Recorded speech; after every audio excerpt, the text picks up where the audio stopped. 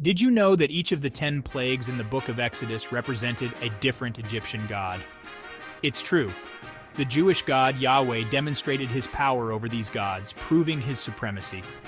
Let's dive in and explore this hidden battle. First, we have the Nile turning to blood. This was a direct challenge to Hapi, the god of the Nile, and also to other deities like Isis and Khnum, who were believed to guard the Nile. By turning the Nile to blood, Yahweh showed he had control over the lifeblood of Egypt. Next came the plague of frogs. This targeted Heket, the goddess of birth, who had a frog head. Frogs were sacred in Egypt, yet they became a curse, showing that Yahweh had power over life and fertility. Then, gnats swarmed the land, a plague that mocked Set, the god of the desert storms. Pharaoh's magicians couldn't replicate this, highlighting Yahweh's unmatched power. Following the gnats, flies invaded Egypt.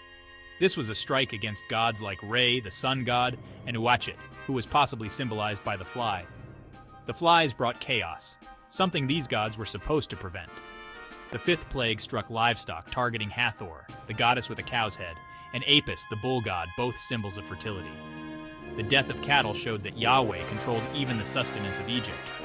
Boils came next, attacking deities like Sekhmet, the goddess of disease, Sunu, the pestilence god, and Isis, the healing goddess.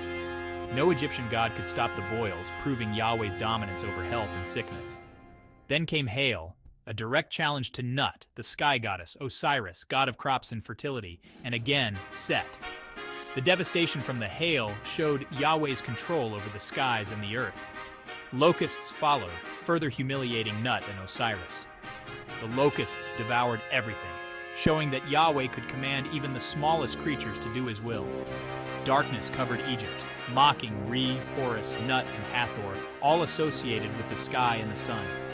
This plague proved that Yahweh could blot out the very source of life and light in Egypt. Finally, the death of the firstborn struck at the heart of Egyptian religion. It targeted gods like Min, Heket, Isis, and even Pharaoh's own son, who was considered divine. This ultimate plague showed that Yahweh had power over life and death itself. Through these plagues, Yahweh demonstrated his supremacy over the gods of Egypt. He wasn't just freeing the Israelites, he was showing that he alone is the true God. So, were the plagues directed at Egyptian gods? Absolutely.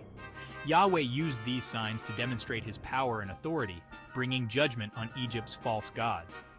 This story isn't just about ancient Egypt. It's a powerful reminder of who holds true power. Thanks for watching.